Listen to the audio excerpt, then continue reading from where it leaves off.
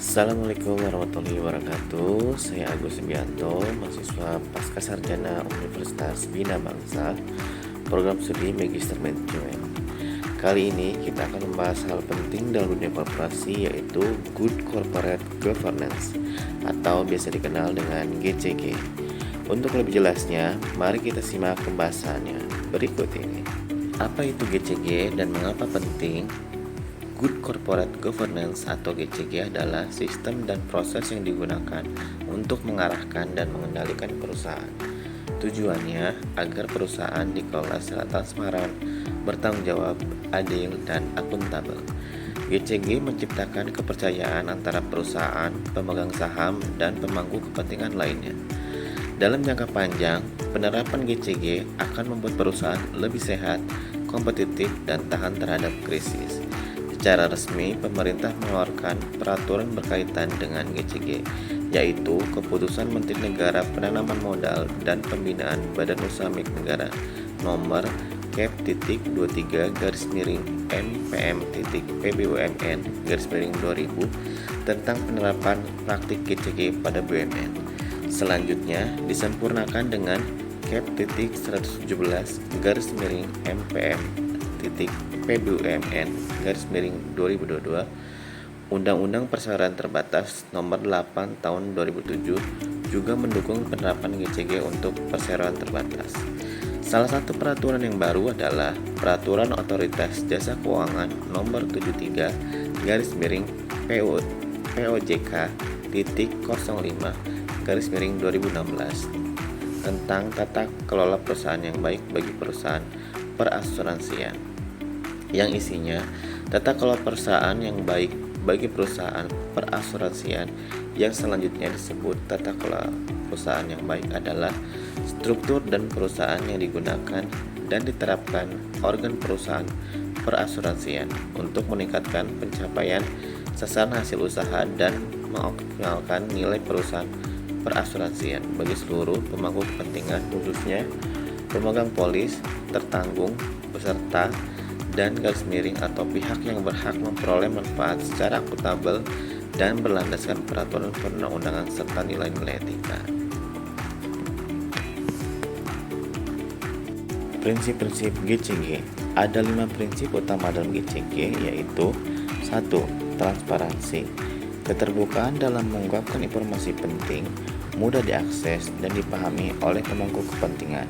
Selain menjaga objektivitas, transparansi mengungkapkan tidak hanya masalah yang disyaratkan oleh peraturan perundang-undangan, tetapi juga hal yang penting untuk pengambilan keputusan oleh pemegang saham, kreditur, dan pemangku kepentingan lainnya secara benar dan tepat waktu, dengan tidak mengurangi kewajiban untuk melindungi informasi rahasia.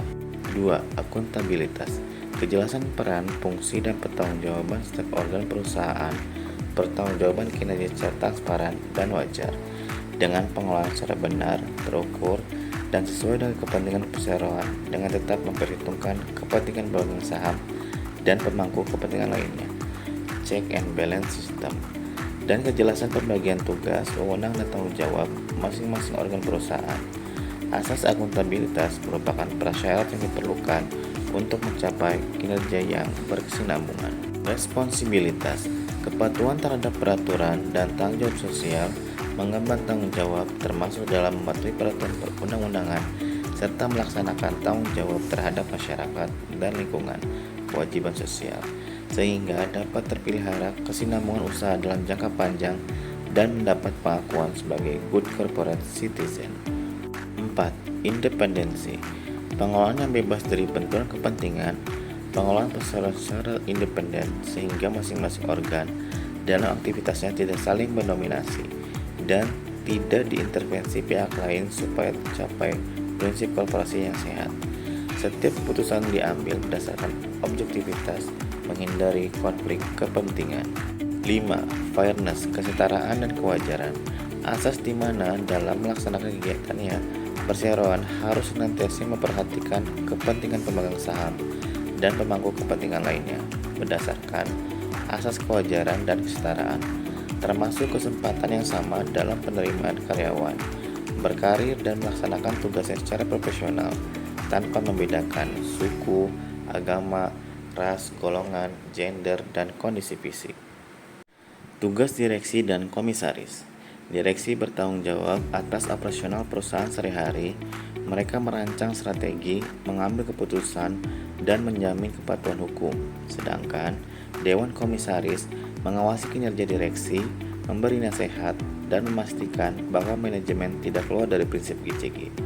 Keduanya harus bersinergi dalam menjaga perusahaan tetap di jalur yang benar. Resiko jika perusahaan tidak menerapkan GCG. Ada banyak resiko yang mengintai. Yang pertama, resiko hukum. Perusahaan bisa terkena sanksi administratif, denda, hingga tuntutan pidana atau perdata karena pelanggaran hukum dan regulasi yang berlaku.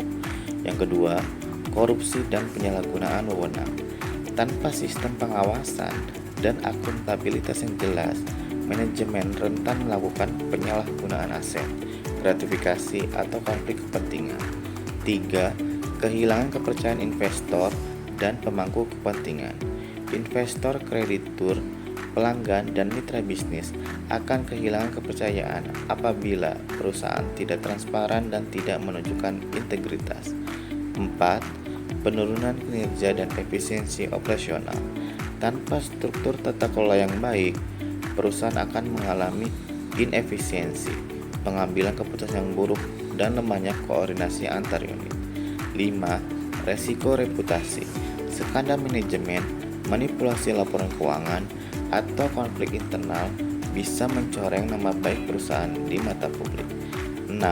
Kebangkrutan. Dalam kasus ekstrim seperti yang terjadi pada Enron, Lehman Brothers, atau Jiwasraya adalah contoh nyata betapa fatalnya kegagalan tata kelola perusahaan. Nah, itulah pentingnya good corporate governance, dan semoga video ini bermanfaat. Terima kasih. Wassalamualaikum warahmatullahi wabarakatuh.